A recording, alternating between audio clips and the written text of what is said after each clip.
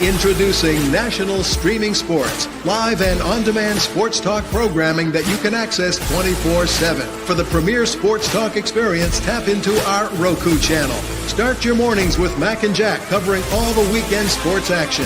Then pour a cup and enjoy all the sports you can drink on the Coffee and Sports podcast. At midday, talk sports from east to west on the Coast to Coast podcast. Followed at night by some hot girl talk with Prim and Proper Sports featuring Sonia Pearson. Talk boxing on the Gloved Fist. Yankee fans tune in for Start Spreading the News. And there's more on the College Sports Huddle and Sports Scope with Robert Butler. There are 20 podcasts in all and 70 weekly shows giving us a 3.4-star viewer rating. To find us on Roku TV, search for National Streaming Sports on the Roku search bar. Click on the logo and you're in. National Streaming Sports, live and on-demand sports talk for America.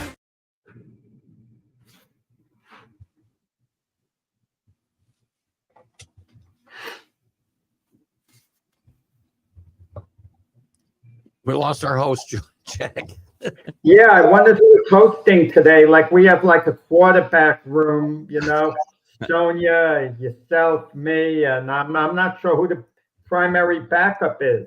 Well, there's Sonia's back. Well, there's Good morning, Sonia. everybody. I'm having some issues with my camera, so I'm going to let Jack and Keith, good morning. Welcome to our show. Host here for a little bit while I try to get straightened out. Good morning, gentlemen. Welcome to the Friday Mac and Jack show with Keith, Jack, and of course, I'm Sonia here. And you guys download the Roku app and all that good stuff so you'll know when we are live. I hope everybody is having a great Friday, last Friday of the month here. And yeah, guys, I'll be back with you as soon as I can. Good luck, Sonia. Thank you, guys. Right. Well, I know, Keith, what the main topic of conversation is to start. Yeah, the main topic obviously is the Knicks staying alive, right? Great game last night. Well, I'm going to share this to my group. So give me your thoughts last night real quick, Jack, and we'll go from there. I mean, you got the feeling for the Pacers it was a little bit of a throwaway game. I mean, teams sometimes get a little too full of themselves. And I don't mean that the Pacers were cocky. I just felt they weren't so mentally up to this game. They didn't play their style of basketball. Because they had a cushion to go into game 5 to Madison Square Garden. They were probably confident they could win that game, but sometimes you get confident just by showing up. There's not a sense of urgency because they knew there was a game 6 at Indiana. And then heaven forbid for them, there being a game 7 at Madison Square Garden, even though I think they can win in that scenario as they proved in the first 2 games. And the Knicks badly needed it, but you got the feeling before the game that the Knicks crowd seemed a little bit subdued, you know, but the Knicks got off to a good start, you know, and things went their way for the most part. You know what it is? We tend to analyze these games so much, you know, in every way, shape, and form. But Keith, it just comes down to this: shooting the darn basketball at the end. Shots that are barely missing. You make your shots, you're going to win. You don't make them, you're not going to win. And you want to get in position to get the best shot, you know, possible you can. In Indiana, you know, they seem to want to live by the three-point shot. And when the Knicks defense has gotten a bit better as the series has gone along, and they've kind of cut off the three-point perimeter somewhat. But in Indiana, they only shot 40%, and Knicks shot close to 50%. And in reality, that was the difference. The Pacers can't play. They've got to play in transition. That's where they're best. If the Knicks force them into a half-court game, you're right. The Pacers seem to settle more often than not for a three-pointer, and not always the best one they can get. They only shot 33 pointers. I mean, only. Now we're to the point where 33 pointers is only 33 pointers. And the Knicks only shot 29 and didn't shoot particularly well from 3. My big takeaway is, and it's been the whole series, is number one, if the Knicks let the Pacers run and play in transition, they'll get killed. And we've seen it. When they slow them down and they get them into that half-court game, their defense can play well. And the bench, really the last 3 games, even in the loss they had in game 4, played better. There's an intensity from that bench Shamat played, or Shamat, I'm not sure how you say his name. I'm probably saying it wrong. But he played his tenacity on defense on Halverson specifically and all over the court was really infectious, I thought, for the Knicks, and got that crowd into the game last night, too. Very impressive. Maybe you don't see a lot of big numbers off that Knicks bench, but really good. Well, Hart coming off the bench, I think, made a big difference as well. And his game was back. But the bench was getting significant they were productive minutes, right? Even though they weren't maybe showing up in the box score. I thought Knight had some big plays the last couple of games as well. And I think Thibodeau being a little bit flexible and seeing that he needed to, get some fresher legs in there at times has made a big difference here and got the Knicks back in this series. Well, I think Thibodeau did it a little bit out of necessity because Brunson and Towns have been getting into foul trouble. And you don't want them to have 4 fouls at the beginning of, the second half. I mean, that's asking for big trouble. So when they have a chance to sit one of them for an extended amount of time because their bench is more than holding its own, they do that. And it pays dividends later in the game. Towns tends to pick up some silly fouls. And even if listening to the telecast yesterday with Stan Van Gundy didn't even trust Towns like a simple play, like with 0.6 seconds left. He said, I'm not that sure I'd throw the ball into him. He might commit a silly foul by pushing off. And but Towns, I mean, he's invaluable when he's, at the top of his game, the way he grabs rebounds.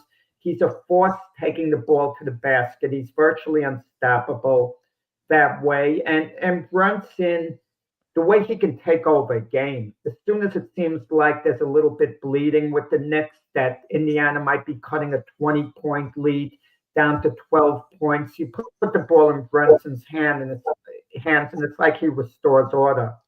He had his most consistent game, I think, of the playoffs last night, Brunson. He's been great the entire playoffs, but the turnovers were down. The shooting percentage was up. He was taking better shots and not forcing things. And to go back to your Towns comments, he needs to be more consistent, right? Sometimes he just doesn't seem like he's there and fully engaged. Last night he was, and he was doubtful. Well, he wasn't doubtful. He was questionable to play last night with a knee. There's no way he wasn't going to play. But I think they don't have anybody to stop him. When he goes to the basket, nobody can stop him not on his Pacers team. And I think he does them a favor when he shoots a 3-pointer, and he's a good 3-point shooter, but they can't stop him when he heads to the basket. Can I just say one thing that's really been annoying me this series, and it's part of the NBA culture, and I know it's very minor on the big scale of things, but when a team has the ball, particularly Brunson, and let's say there's 17 seconds left in the period, I hate the way they waste time on the clock. They just dribble, take time off the clock, because they want to have the last shot. Okay, I understand they don't want Indiana to have a chance to have a shot, but they're not creating a good shot for themselves. They're just taking time off the clock. Brunson's actually helping the Pacers by just dribbling and taking time off the clock. And then mysteriously, like with about 5 seconds left, he's looking to create a good shot. And chances are it's not going to be there. Yeah. He takes a low percentage shot, misses, and it's a wasted percentage. You try to get a good shot as soon as you can. And if Indiana gets the darn ball back, so be it. Well, you can run clock and also run your plays, right? Run your offense and not just, as you said, stand around just running the clock down and throw up whatever. And I agree with limiting the Pacers' possessions as much as you can, but they should be doing it with some purpose, not just for run the clock out. So welcome back, Sonia. Thank you. You guys know my magic question. Let me see. It looks like I got some feedback here. You guys know what my magic question is. It's the same question as I posed with Jack last week. Now we're at game 6, and we didn't really see ourselves getting here. Do you think this thing goes down to a game 7, or are the Knicks still delaying the inevitable? Well, Sonia, who didn't see it going to game 6 before the series? Maybe you felt when it was 3-1, but they're going back to the Garden. Yeah, I mean, I think most people thought this was going to be a long series, but there were some people who arrogantly picked the Knicks in like 5 games. Just, Yeah, or to the dominate. Pacers. Yeah. Yeah, I or said the 7, Pacers. so I wasn't there yet. I Yeah, picked the Pacers in 7 games, Sonia, if you recall, before the series. I began. remember. You I did? remember. And the thing is this team is worn out. I mean, of course, Tom Thibodeau has been criticized for not really using the bench a lot, with keeping these veterans in throughout the duration of games. But I mean, it's paid off, and I'm going to be taking the opposite. I see the Knicks still winning this series. I said Knicks in 7. I will stick with Knicks in 7. I think they've righted the ship a little bit. Thibodeau, whether it was out of necessity or not, Jack, as you mentioned earlier, has made some adjustments, used the bench more. Hart going to the bench. He's starting to get his rhythm back, his mojo back. He played probably his best game in quite a while last night, I thought. And as I said, Shama, I don't know how to say his name. Do you know how to say his name, Sonia? I cannot say the kid's name. I feel bad. Shama, close enough. I can tell Call him Landry. Call him by his first name. We call James LeBron. We call Jordan Michael. Call him Landry. We'll call him Landry. We'll make him a star. You need status to be called by a first name like Kobe Bryant. Kobe. That's all we call him. We never said Bryant. Say his name. I do have criteria. I do have criteria. Well, you have to be a star to be called by a first name. Well, I have the criteria. You need to be a star, or I can't say your last name. You know what's funny? Brunson, we call him Brunson. We don't call him Jalen. Right. So many Jalen's on that team. I haven't had to call people by their last name in life. I don't know why. Friends of mine, I'll call them by their last name. It's just weird. It's just it happens, and I think I don't know. I don't think it's disrespectful. It depends on the situation. People do it a lot in law enforcement or military, and it kind of sticks. If you have that kind of background, or your family is, where you hear that a lot, it kind of transcends. You guys brought up Jalen Brunson. Of course, last night setting another most 30-plus point games in a Knicks single postseason. Joining Patrick Ewing, who did it in 1990 with 5. Carmelo Anthony had 5. Willis in 2013. Willis Reed had 6 in 1970. Jalen himself beating his own record from last season, where he had 7 30-plus point games, and also joining Bernard King from the 1984 Knicks team with 8. Jalen, of course, putting up 10. He's now had 10 30-plus point games for the Knicks postseason. So congratulations to him. And this is the thing. Everybody's calling Tyrese Halliburton hallelujah and everything. Where there's this trend on TikTok now. It's what the hell Leonte, what the hell Barry. Last night, the thing was what the hell, because Tyrese went from 24.5 average points from games 1 through 4 to single digit number 8 last night. 2 out of 7 field goals when he's been shooting 46%.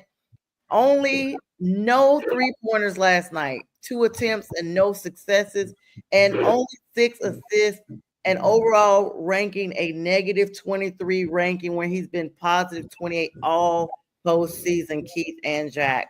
Well, I would give the Knicks defense some credit for that. Only 7 shots last night. I talked about Landry, because I can't say his last name, playing some great defense off the bench, adding some energy. He played great defense on Halliburton when he was in the game, and I think it rubbed off even on some of the starters. I think Bridges played better defense. Bridges played some good defense at the end of games through these playoffs, but not necessarily consistently. And I thought you saw it last night. And as far as the negative numbers, they're always fun to look at. But when you get beat by 20 or more, everybody's going to be in the negative anyway. So everybody. Forget about yesterday's game. Halliburton's coming out with a vengeance in game 6. The whole Pacer team will. And the Knicks have to be mentally into this game as if it's the 7th game to them, which in reality it is.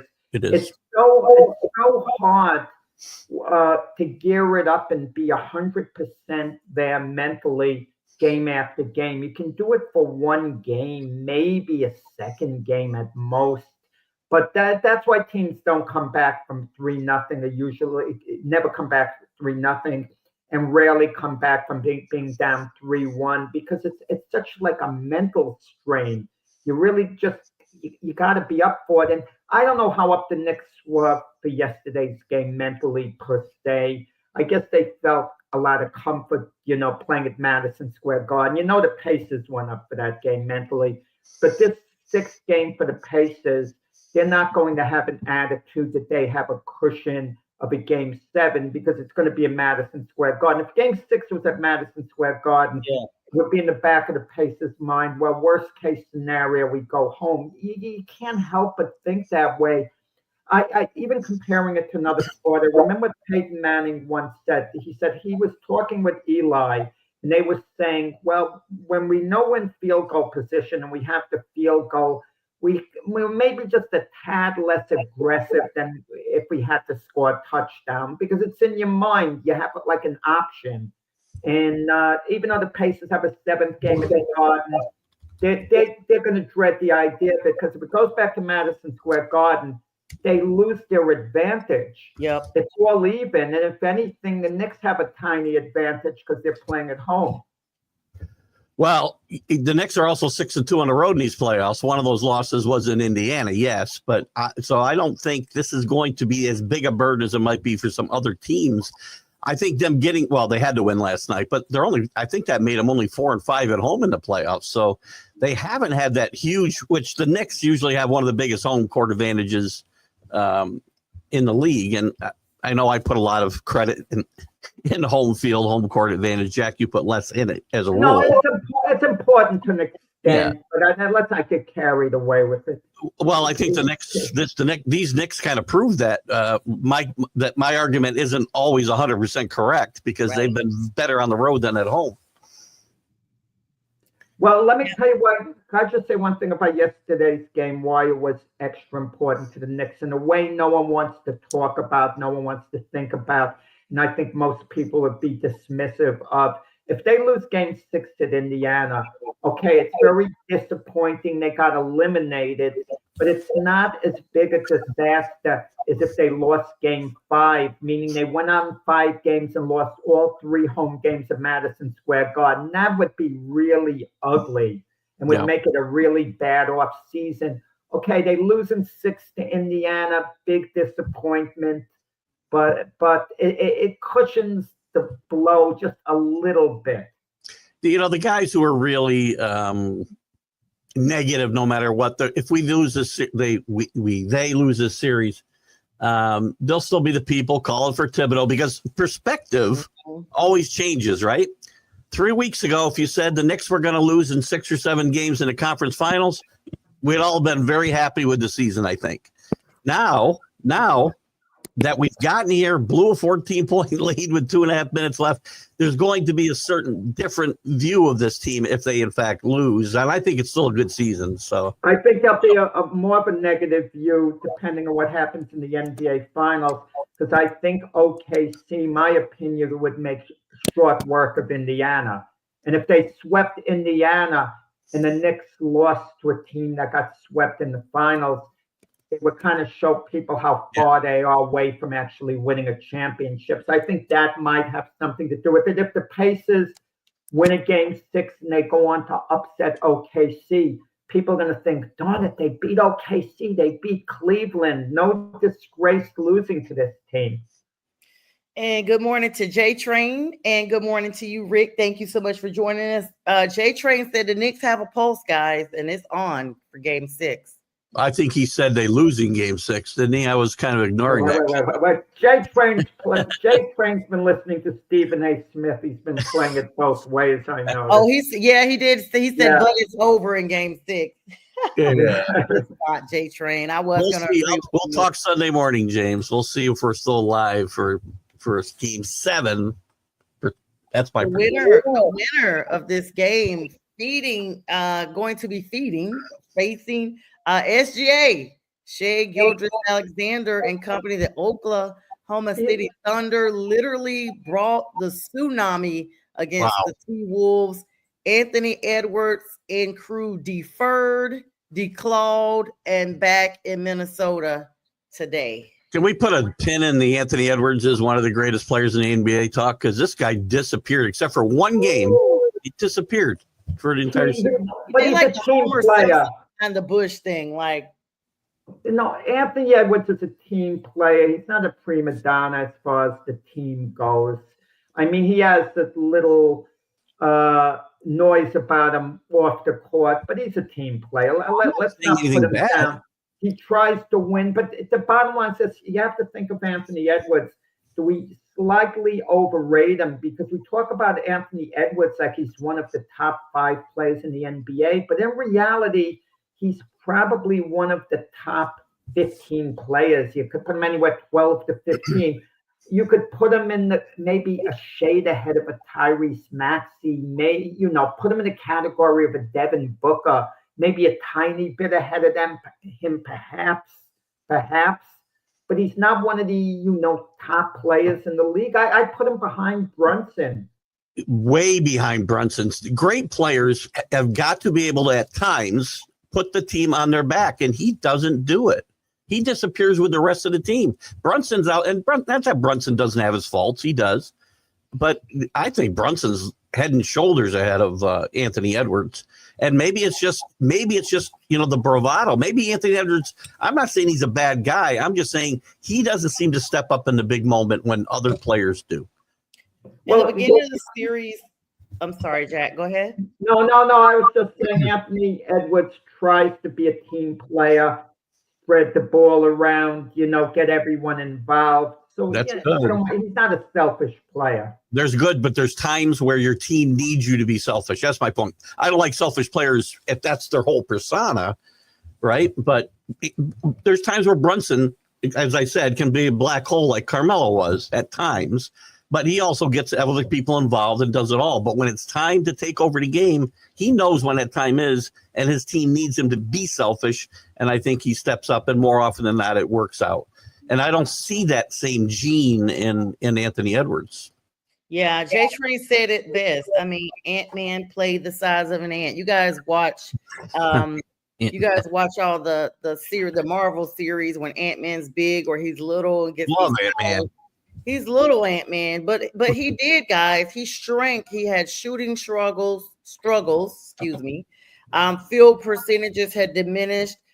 Turnovers were higher, and especially in the latter games of the series, significant dip in his production because the defense for the Thunder was so strong. I mean, he only had averaged like 23.8 points in 10 of his final games, including both of the series. But against KC specifically, this game, he was held under those 20 points in 3 of the 4 losses, and that's pretty big. One of his productions, of course, single-handedly. He was for 31 guys for 3 points in that last game. I mean, stark contrast for last season. So I don't know who started this talk up of him being the face, but in comparison to SGA, there's a stark difference in teams because the Thunder's MVP was Shai Gilgeous, and he outscored him by a very significant margin, and especially with that defense that OKC brought in, that definitely helped to neutralize, no pun intended with him being the size of an ant, neutralizing him, making it difficult for him to get anything. Because you guys talk about him spreading the ball around. He had to spread it around because he couldn't take the shots.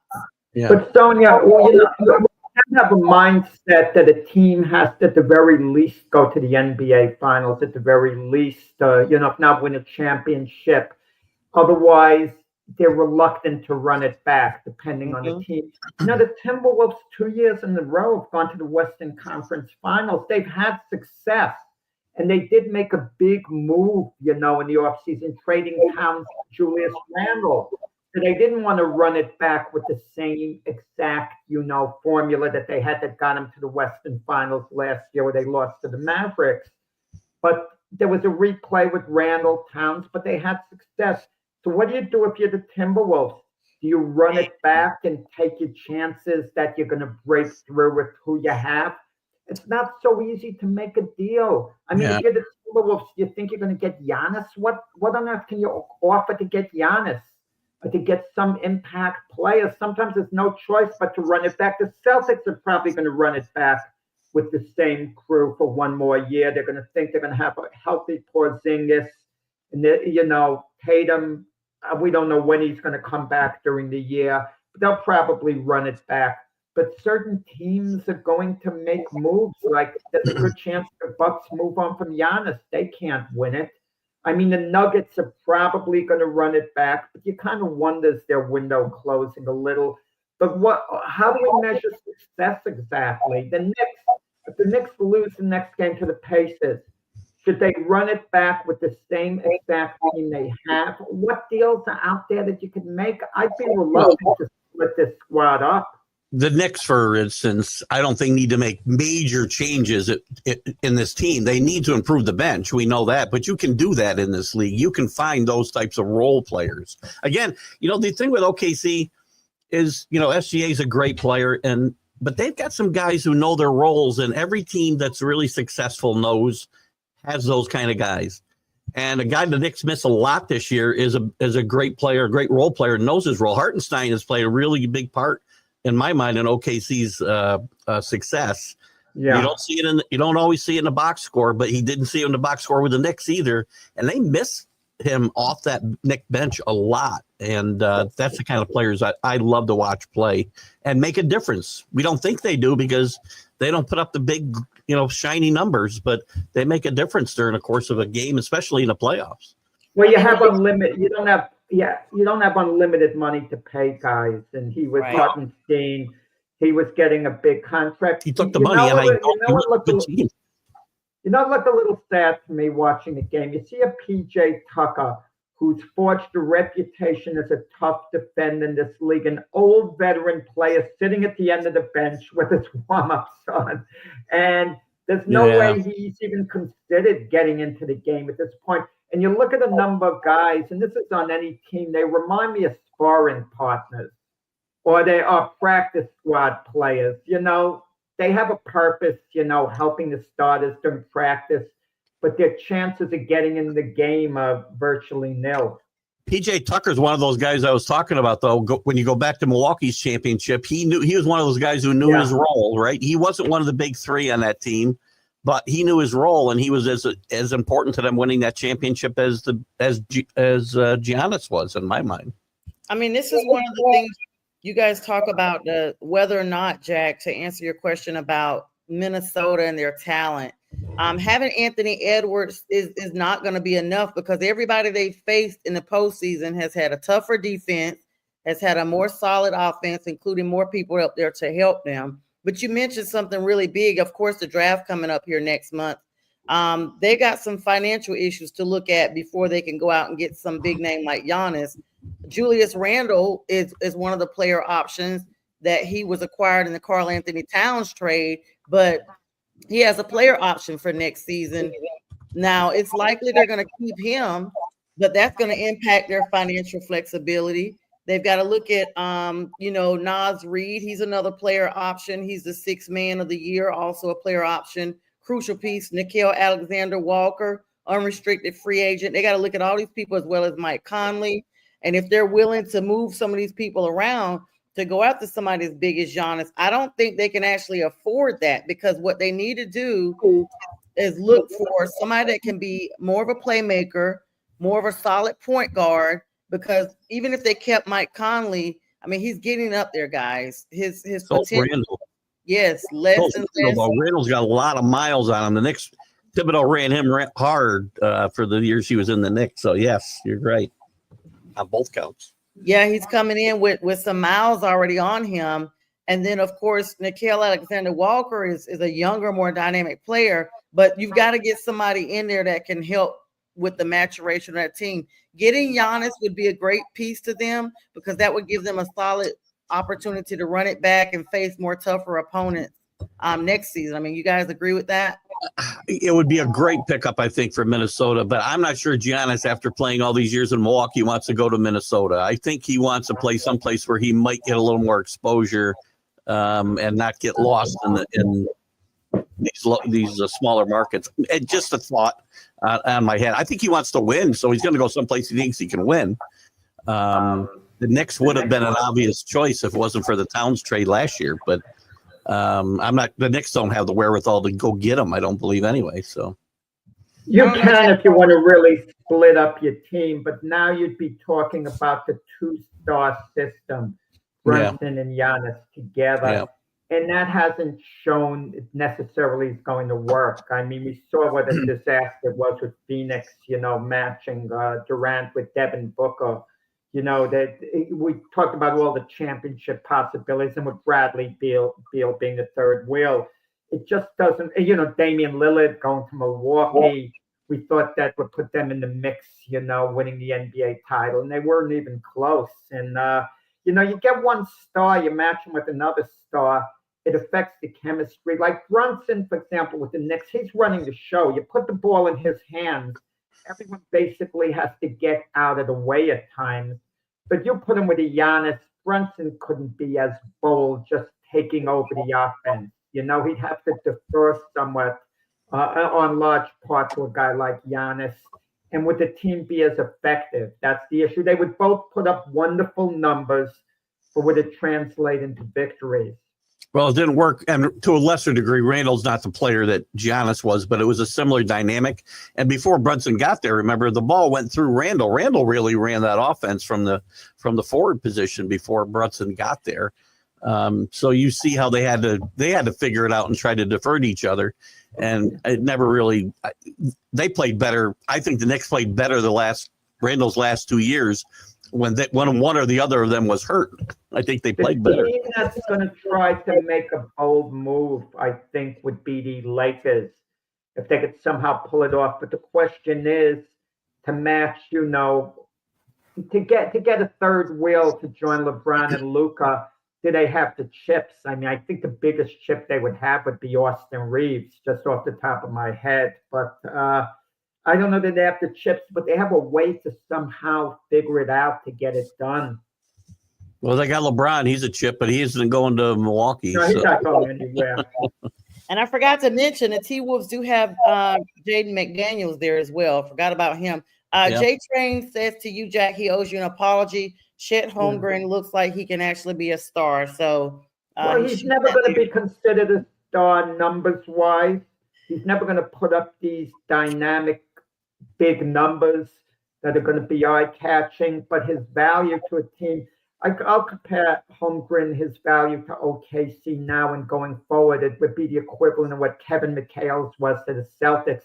No one thought of McHale as being a superstar. When they talked about the stars in the league, they usually didn't mention McHale's name, but everyone realized he was a great player and a future Hall of Famer. Isn't he one of the top 50 of all time when they named that team? Yeah, but you don't think of a Kevin McHale as a superstar. Not when you're playing with Larry Bird, you're not. Right, exactly. You're always going to know your place. Like, you're always going to be behind Larry Bird. Exactly. But he was you're right, because he was a big piece of that Celtic team's winning those championships. I don't think they win without Kevin McHale, quite frankly. No. Yeah, so kudos to those people. Let's move along to some small NHL news. And I mean, we're going to speed over this like we're on the interstate because I'm upset about my Kings going home with these raggedy Panthers from Florida. Of course, they are now getting, for the second time in as many years, the rematch for the Stanley Cup Finals against the Edmonton Oilers, who defeated the Dallas Stars as well. Highly anticipated rematch, guys, coming up here, defending champs, Florida Panthers. And that's pretty much all I got to say about that. Just to go back to the Canes real quick, there's no moral victory for finally winning a game in the conference finals after losing 15 in a row in the conference finals. No moral victory for that one win. I would say it is. I would, but I'm waiting for the Toronto Maple Leafs to break through. They're my story at the end of playoffs. I mean, the way they don't get it done. It's ironic. We talk sometimes about who it would mean more, which city to win a championship. And like the last 6 finals or something have gone through Florida, with the Tampa Bay Lightning and now the Panthers. And I know there's a rabid fan base in Tampa Bay. I mean, hockey's bigger in Tampa than baseball is. I mean, believe it or not. I mean, the Buccaneers are number one in the NFL, and the Lightning second, and then the Rays third. But consider what it would mean, to Edmonton winning the Stanley Cup as opposed to Florida repeating and winning it again. Well, Edmonton's also carrying away to Canada, not winning a Stanley Cup in 33 years or whatever it is. Something it's 30 some years. So this rate, we'll be glad if we can still compete with them next season, because no telling what's going to happen with the Canadian issue and everything else being screeched to a halt. May start trying to peddle with some sports there, but kudos to those teams. Of course, I don't have a dog, cat, or cane in the fight right now. So it's going to be a great for our series. Canadian friends. I'm rooting for our Canadian friends to break this streak and win a national. Win a Oh, Stanley. Sonia, and the Carolina Panthers or the Carolina Hurricane, what would be big? I mean, who's more popular in the Carolinas? So I don't know, because I would say the Panthers, but we've been losing so bad. It's probably the Hurricanes. I mean, they've at least made a solid playoff push for the last couple of seasons, and it gets an interest in of a lot of NFL fans and other sports pundits in the area that really, have been kind of bowed out from earlier sports. So it's nothing like a good competition of any sport that we can hold on to some type of championship hope. I'm curious, and Jack, you might know this because you're, maybe you're closer to that area than I am. Did any of the Hartford Whaler fans transfer to Carolina when they left Hartford? Well, no, I'm not close to Hartford, but no, that wouldn't be any type of link. I wouldn't think so, right? I mean, no, not any type of link at all. Geography-wise, that's not always the main issue, because obviously when the Brooklyn Dodgers moved to LA, they took a lot of New York fans emotionally with them. And even to this day, there's a little bit of a carryover where there's some New Yorkers who are Dodger fans because, they grew up that way. Like their fathers were big Dodger fans. And then Sandy Koufax was a Brooklyn guy. And Gil Hodges was a Brooklyn guy. So there was a lot more history there with the Dodgers than there were with the Whalers. I only bring it up because in Brooklyn. I mean, that's what I meant. Not just played for Brooklyn. Yeah, I only bring it up because the Whalers came up on my show here recently because they just had the 50th anniversary of Gordie Howe and his sons Mark and Marty, I think, playing together in Hartford. I mean, but when you think of Gordie Howe, you think of the Detroit Red Wings. You don't think of them as a Hartford Whaler. I mean, at least I don't. Absolutely not. I go back so far that there was only 6 teams in the NHL.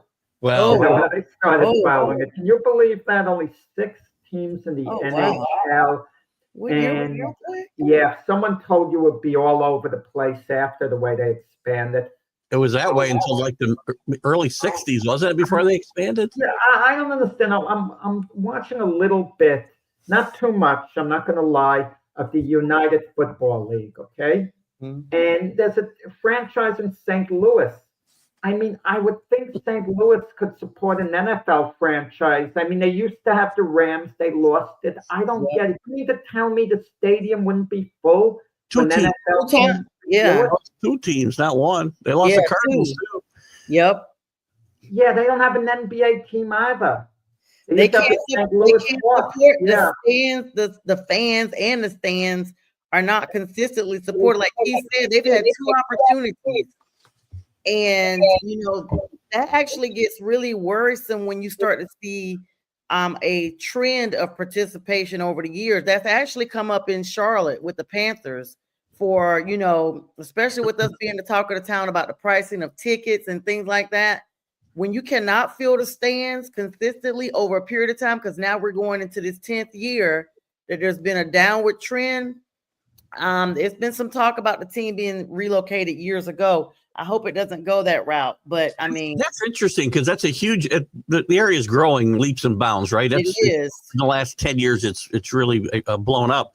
But MLB talks about every time we talk about expanding into Charlotte when they can't support the teams that they've had there. Yeah. I don't know why they would consider doing that. You got the Durham Bulls. The Durham Bulls have been there for a while.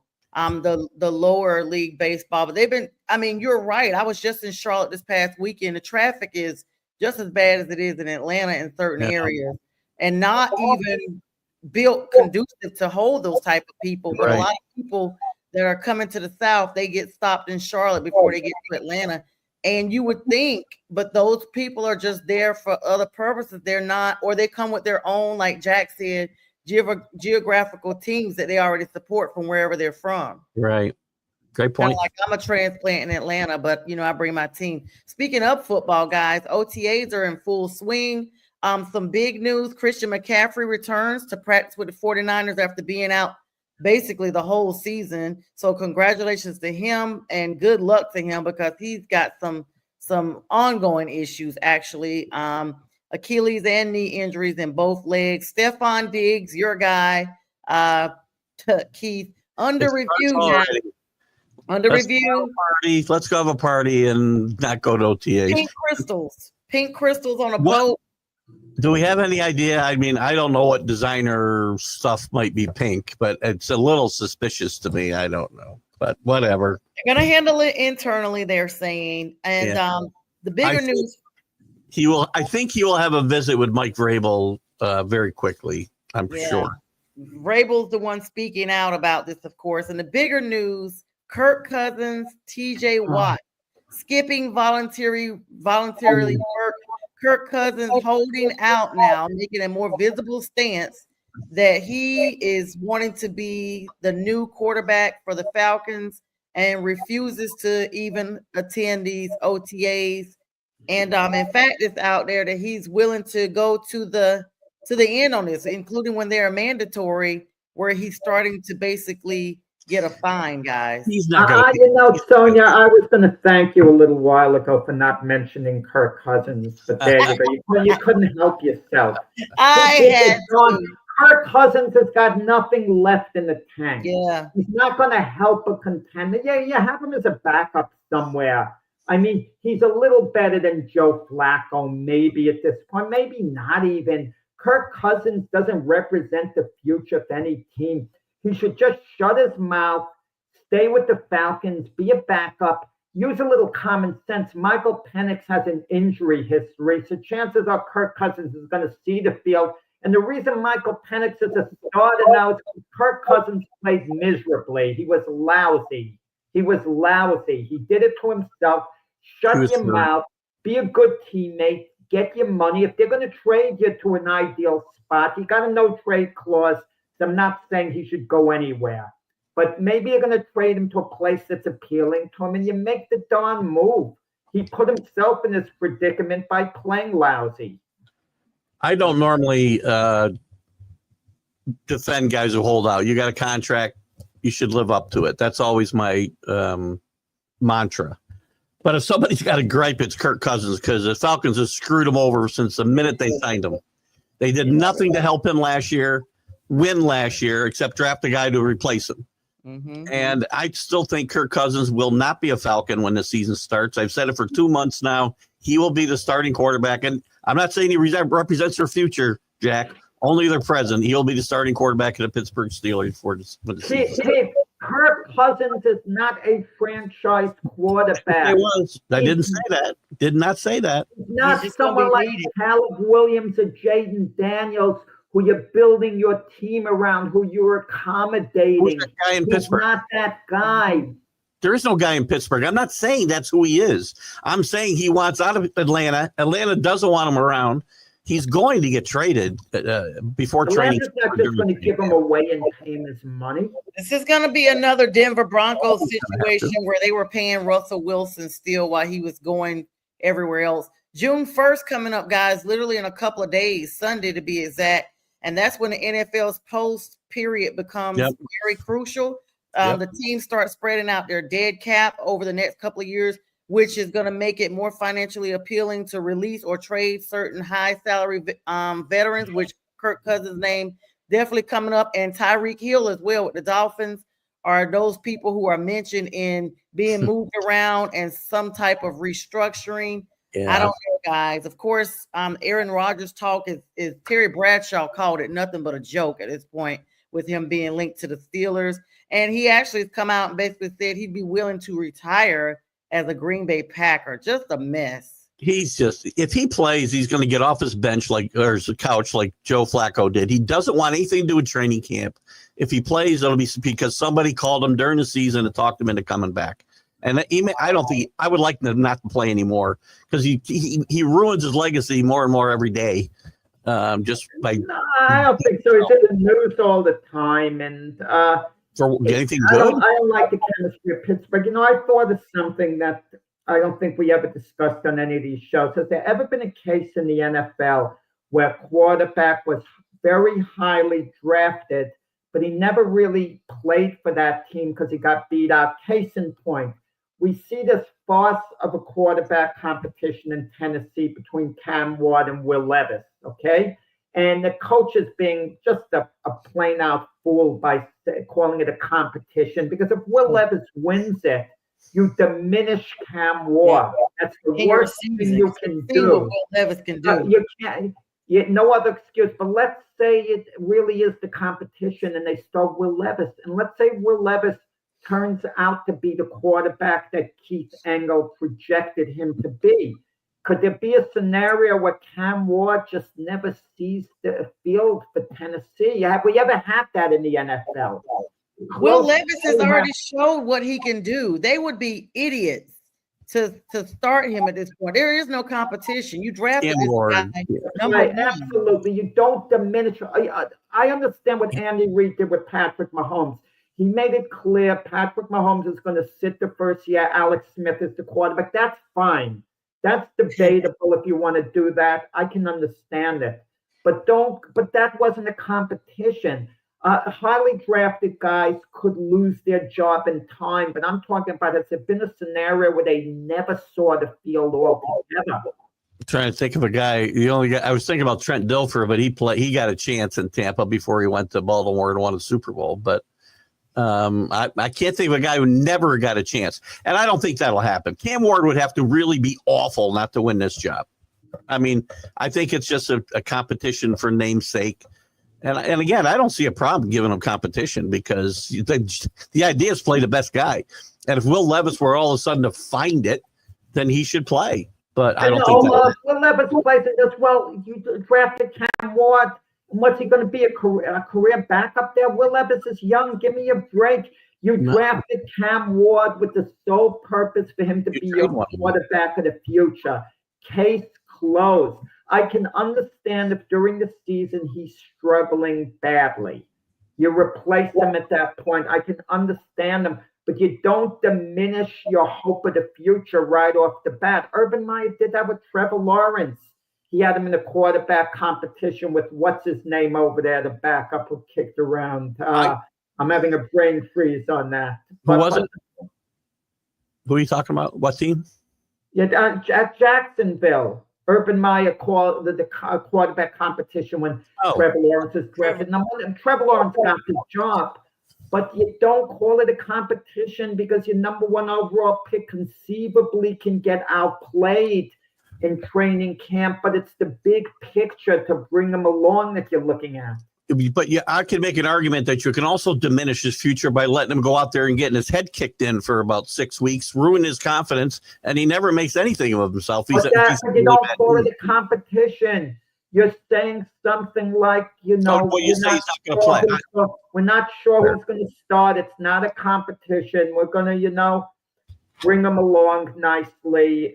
We can't promise he's going to start, eventually we expect him to start. We don't know when it might be. There are ways of handling it. Don't call it a win or lose competition. That's what I mean. I get it. I get your point now. If you're saying, if you got a guy, you're going to say, like with Patrick Mahomes, that was a perfect situation, but Alex Smith was a competent NFL quarterback at that time too. So it was Will Levis has not, despite my projections, has not been a great player, and I don't think you can name him the starter and say he's going to be the starter right now. I'm surprised they didn't bring in a veteran that they could possibly do that with, because Cam Ward, I watched Cam Ward play every down last year as a Hurricane fan. He's a great player. He's got some serious faults that need to be corrected in the NFL or he's going to fail. And he would benefit from not playing out of the gate. But You I know, mean, you know, I was thinking the same thing. They needed to have a veteran to come in. I mean, I hate to call it the Green Bay way, but that's literally kind of what I think about when Green Bay literally shapes and molds their rookies under the guise of a qualified veteran, and they just continue to win. I mean, we see it even with Jordan Love. What do you guys think about I mean, there's clearly a competition in Cleveland, though, Jack. I mean, with Shador Sanders, they said he's really pulling out all the stops up there, but they've got like 5 quarterbacks. 4. You know, the big story to me, Sonia Keith, is not who's going to be the starting quarterback at Cleveland, but who's going to get cut now, make the team. Whoever goes to the practice squad is going to be picked up. It's got to be Dylan Gordon. It's got to be Gordon. I mean, Dylan, you mean? Yeah, I'm saying it's got to be Dylan. He was drafted ahead of. He was drafted third. You don't release a third-round draft pick. Yeah, that's the thing about it. That's too high a pick. They're not dumping Kenny Pickett is looking good. Yeah. How do you move on from Kenny Pickett and Joe Flacco's there? Kenny Pickett will be elsewhere. The veteran presence. I don't see them cutting Joe Flacco. They gave him some guaranteed money. That's going to be hard to cut him. And Shador Sanders, if he's truly looking good in training camp, and you cut him if you're Cleveland, wow, that could really come back to bite you too. I think Kenny Pickett will be elsewhere before the season starts. I think it's going to be Flacco, Gabriel, and Shador is going to be the 3 quarterbacks. But the intriguing thing about it is Kenny Pickett could go from anywhere to being the starter to being cut.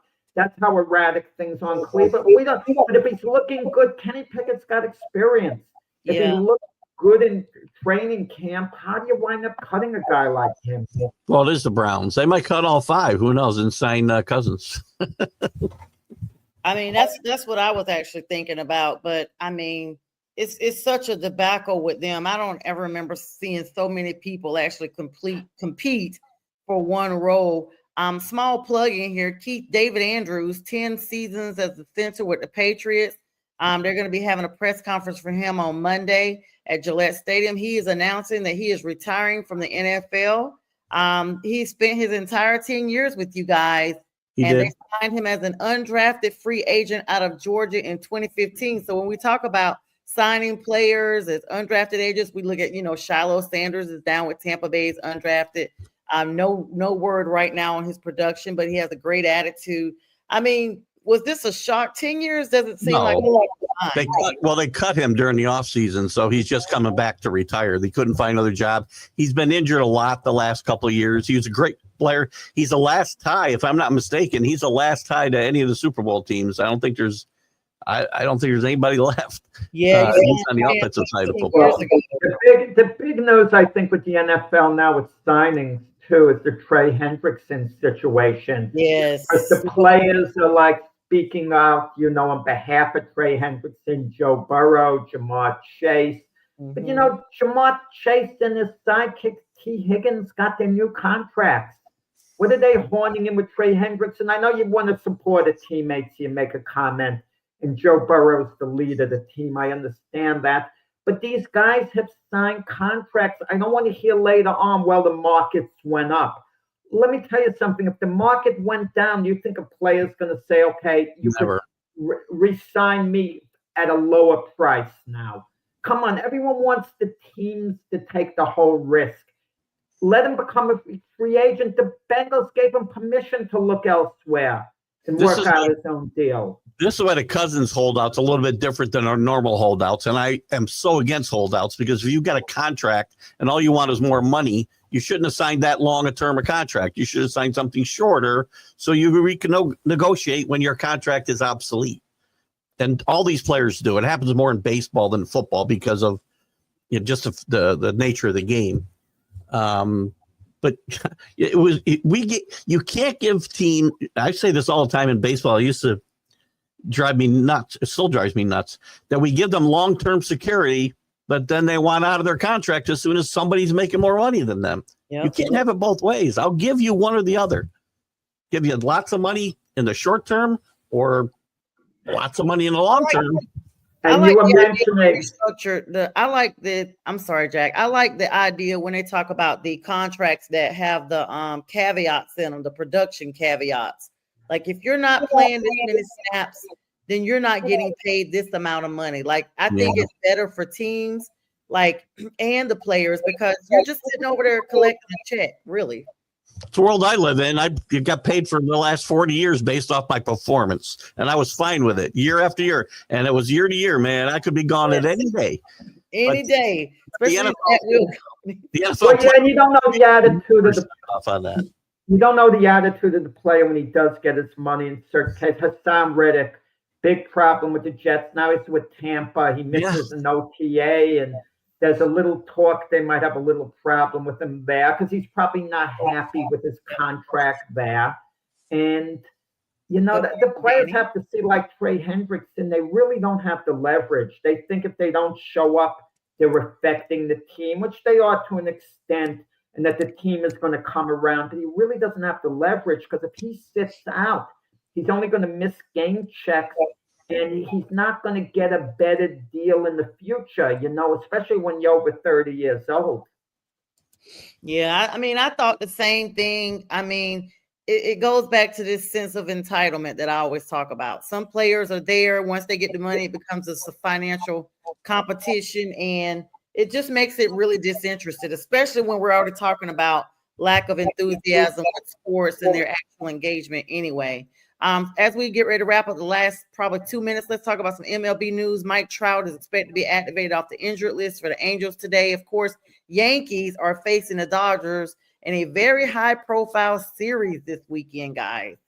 We talked about Dodgers being former Brooklyn Dodgers. Perhaps there's some New Yorkers that are still fans of them against the Yankees, Jack. Yeah, it's a possible rematch, you know, in the World Series. You never know. Yankees are going with Max Fried tonight, who's been the best pitcher, you know, baseball to this point this year. And maybe, you know, there's a way to send a little bit of a statement. You know, I don't know whether that's important or not, but if it is, let Max Fried shut the Dodgers down and, you know, show that way the Yankees have an ace, you know, and make a little bit of a statement. But, you know, it might be important, the series, it might seem right now, but let's be honest about it. A few weeks from now, people aren't going to really care that much what happened these 3 games. It matters in the World Series. It was great to see them match up last year after not having played in 40 some years in the World Series. So it was a lot of fun.